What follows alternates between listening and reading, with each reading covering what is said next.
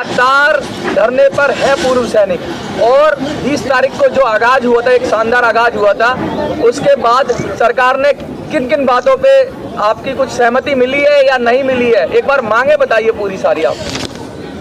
सबसे पहले मैं आप लोगों को धन्यवाद कर दूं कि सोशल मीडिया जिस तरीके से हमारे मुद्दों को उठा रही है, उसके लिए आप सबका तहे दिल से हमारी पूरी टीम की तरफ से आपको बहुत बहुत धन्यवाद है कि जो नेशनल मीडिया है वो तो हमारे को कवरेज दे नहीं रही है, लेकिन आप लोगों ने मिलकर जिस तरीके से इस मुद्दे को उठाया है, तो आपका मैं तहे दिल से हाथ जोड़ के शुक्रिया करता हूं। आप लोगों ने हमारे मुद्दों को उठाया और उठा रहे हैं।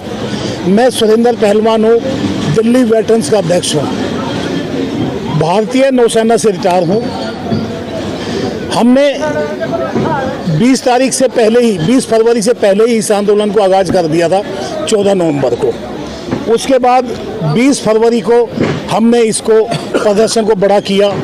आप लोगों ने देखा था, काफ़ी आए थे, हजारों की संख्या में। मतलब आज 65वां दिन हो गया है, सरकार से तरफ से कोई भी नुमाइंदा, संतरी या मंत्री हमारे से बात करने के लिए नहीं आया है।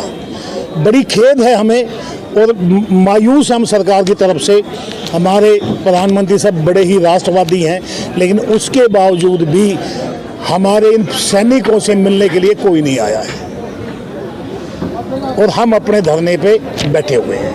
मतलब अभी कोई शुभ संकेत नहीं मिला आपको? कोई शुभ संकेत नहीं मिला है एकदम से। जी, आपने ही 20 तारीख को आगाज़ किया था और इस धरने का वन पेंशन की मांगों को लेकर, लेकिन कहीं ना कहीं जितनी विसंगतियाँ हैं ये जंतर मंतर पर ही सिमट कर रह गई इन 60-70 दिनों में, और कोई ऑफिशियल का कोई ऐसा बयान नहीं आता है, ना ही कोई राजनीति की तरफ से और ना ही कोई ऑफिशियल अधिकारी की तरफ से संज्ञान लिया गया है। इस पर क्या कहना चाहिए? देखो, 65 दिन हो गए हैं, ये सबको मालूम है।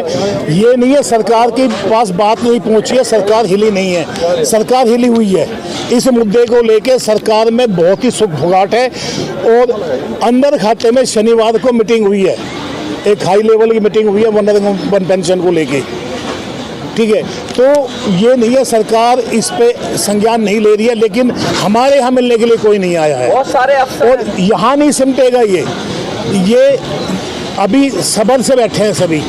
सब्र का पैमाना भी छलकता है, तो जब वो छलकेगा तो वो अपना स्वाभाविक नेतृत्व की बात करें तो सुरेंद्र पहलवान जी, आपने जिस तरीके से आंदोलन चलाया, स्टार्ट किया, आगाज किया, उसके बाद अफसरों का भी दखल बढ़ा उसमें और कुछ ऐसे भी संगठन तैयार हो गए जो अफसरों की सह पे काम कर रहे हैं, उनको क्या कहेंगे आप, और जो अपने आप को पूर्व सैनिक कह रहे हैं? देखो, मैं उन सभी सैनिकों के लिए ये मैसेज दूंगा, भगवान उनको सद्बुद्धि दे और वे अपना अच्छा बुरा पहचानने और सोचने की क्षमता दे उनमें।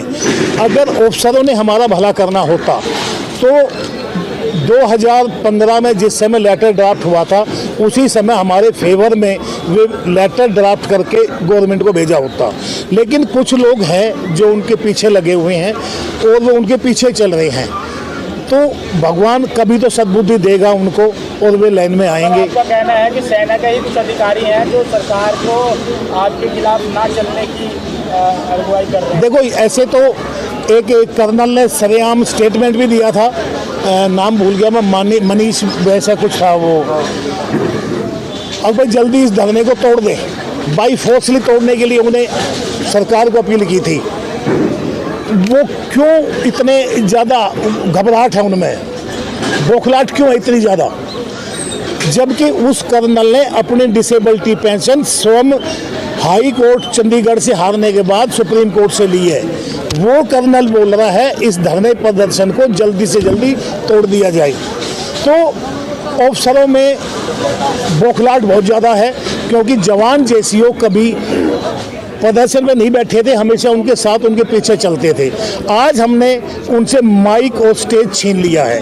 हम अपना आंदोलन खुद करेंगे, खुद चलाएंगे, ये मैसेज हमने बिल्कुल स्पष्ट रूप से उनको दे दिया है। स्टार्ट होते ही आपने सबसे पहले जिक्र करा कि सोशल मीडिया के जितने भी मीडिया कर्मी हैं उनने आपकी आवाज़ को पहुँचाया और नेशनल मीडिया क्या ऐसी बातें हैं, क्योंकि आमतौर पर देखा जाता है जब भी कोई त्यौहार हो, त्यौहार मिलन हो, तो नेशनल मीडिया सैनिकों के बीच में जाके वो त्यौहार मनाती है, फिर क्यों ऐसा लग रहा है कि जो नेशनल मीडिया है वो आपके बात वो सिर्फ ज़्यादातर होली दिवाली पे ये देखने को मिलता है।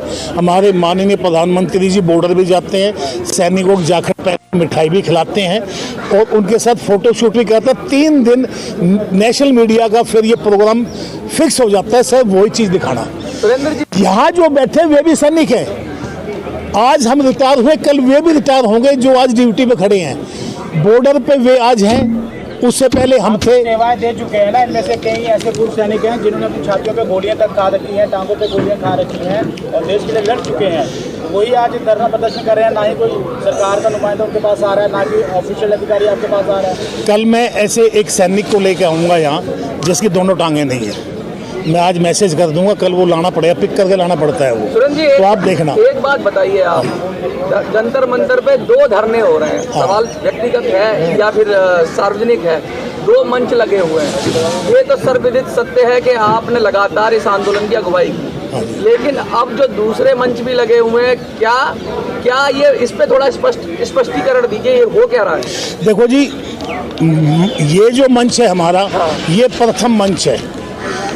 जब 9 अप्रैल को एक मेरे से बिना सलाह मशवरा इन्होंने एक मीटिंग रख दी थी।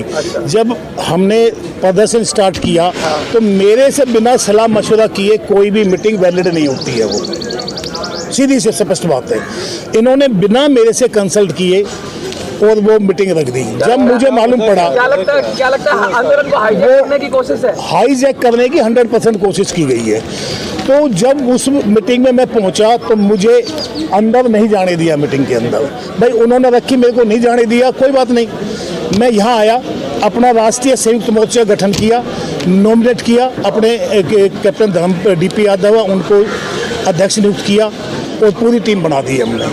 अब देखना धीरे धीरे किस तरीके से और आगे बढ़ना है। पैसे का भी बहुत सवाल उठे हैं लगातार, पैसे के भी बहुत सारे सवाल उठ रहे हैं कि लगातार जंतर मंतर पे पैसा इकट्ठा किया गया पूरे देश से सैनिकों के आंदोलन के नाम पे। उस विषय पे भी आपने सवाल उठाए हैं, वो क्या है? जो मुझे 9 तारीख को अंदर नहीं जाने दिया था, वो सबसे बड़ा मेन मुद्दा यही था क्योंकि 20 फरवरी को जितना भी खर्चा हुआ वो हमने दिल्ली ने कर दिया। पूरे देश से सैनिक आए हैं। दिल्ली मतलब आपके कंधों पे सारा भार था? हमने दिल्ली वालों ने पूरा वो भार उठाया है, ठीक है जी। और इन्होंने पर्ची काटना शुरू कर दिया वहाँ। लेकिन क्या ना, हम भावनाओं से जुड़े हुए थे, सबको सारी चीज़ मालूम नहीं थी, तो लोगों ने पैसा दिया ये करके भाई खर्चा हो रहा है, हम कंट्रीब्यूट करें। लेकिन उस समय तक उनको ये मालूम नहीं था ये किसी एक इंडिविजुअल संगठन ने खर्चा उठा लिया है। जब वो मालूम पड़ा तो लोग बात धीरे धीरे उसमें, तो उन्होंने 9 अप्रैल को मेरे को इसीलिए अंदर नहीं जाने दिया ताकि मैं इनका किसी प्रकार से विरोध ना हो सके और अपनी मनमर्जी कर चले। तब तक जो हमारे पास रिपोर्ट आती है 40 से 50 लाख रुपए की पर्ची काटी गई हैं। जब वो काटी गई तो लोगों ने अंदर से सवाल उठाया, बोला भाई जब तुमने पर्ची काटी है, जिन्होंने 20 तारीख को खर्चा किया उनका रिम्बर्स कर दो। कम से कम ये अगर संगठन के पास पैसा है, कल को कोई आंदोलन होता है तो कम से कम दिल्ली खर्च तो करेगी। लेकिन वहीं से गड़बड़ हुई है और ये अपना आपका ये कहना है कि ये धरना अब जो है डिमांडिंग धरना ना रहकर फाइनेंशियल धरना बन चुका था? हमारा डिमांडिंग धरना है, कोई फाइनेंशियल नहीं है। किसी से भाई आए, अगर किसी के पास जाने की टिकट के पैसे भी नहीं होंगे तो हम आपस में करके उसको टिकट के पैसे दे। एक सिंगल नए पैसे का कोई वो नहीं है। उनकी तरफ से फाइनेंशियल होगा, हमारी तरफ से सैनिकों की सेवा के लिए। क्या संदेश देना चाहेंगे सरकार को इस बार फिर आज की प्रेस कॉन्फ्रेंस के माध्यम से? मैं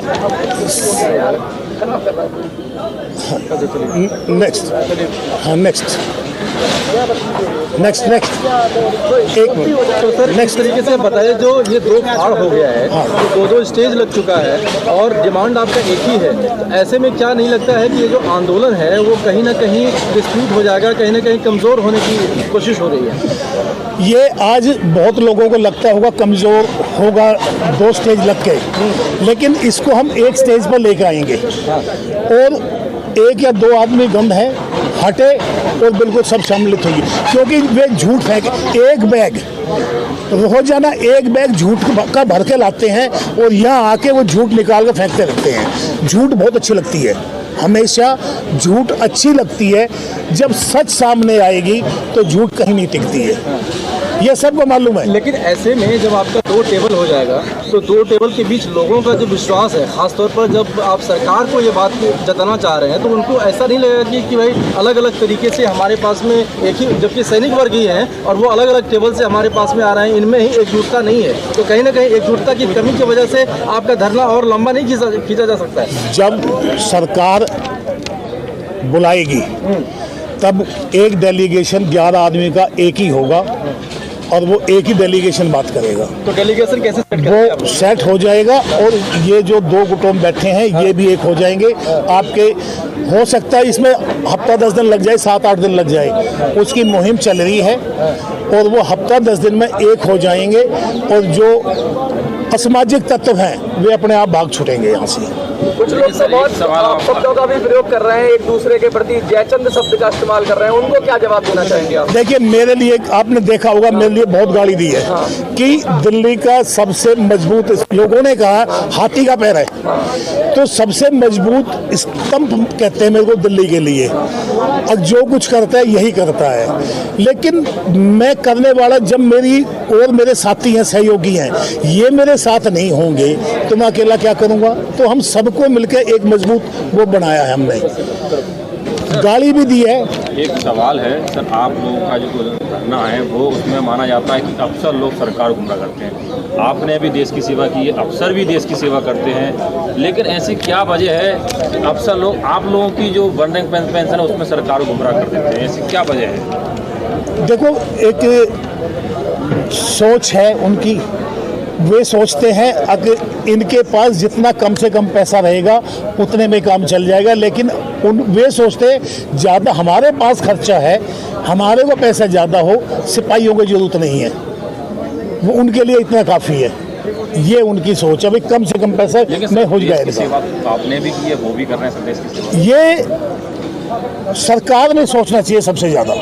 भाई जब सेवा में एक बराबर है, एक ही माइनस टेम्परेचर में खड़े होकर ड्यूटी करी है, लड़ाई लड़ी है, एक ही माइनस में भी, ठंडी में भी एक ही उसमें खड़े होकर ड्यूटी करी है, तो सरकार का काम हो जाता है वो भेदभाव जो रख दिया उसको खत्म कर। सर, दोहरी लड़ाई है आपकी, एक तरफ तो उनसे लड़ाई है जो अफसर है, सरकार से भी लड़ाई तो नहीं कहेंगे लेकिन अपनी मांग है, क्योंकि सरकार में तो अपना पैसा दे दिया जो देना था, लेकिन उन लोगों से भी लड़ाई है जो इस पूरे आंदोलन के नाम पे पैसा बटोर रहे हैं, उनको क्या कहेंगे? भगवान उनको सद्बुद्धि जल्दी दे, इस पैसे को कलेक्ट करना बंद कर दें। वे अपने ही फौजी भाइयों का पैसा है जिनकी 25 से 30 हज़ार रुपये पेंशन है, उनके 1000-2000 लेकर कहाँ जाएंगे वे?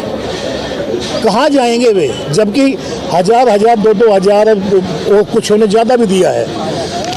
इन्होंने 40-50 लाख रुपए कलेक्शन कर लिया है। अब मेरे पास एक रिपोर्ट आई थी कि इनसे हिसाब पूछा किसी ने, बोला भी पीछे का हिसाब छोड़ दो, अब आगे का हिसाब लो बस। फेडरेशन बना लिया। हाँ, बस पीछे का हिसाब, पीछे हिसाब ही पीछे के, आगे तो पैसा आना ही नहीं इनको, आगे अब पैसा नहीं आना है।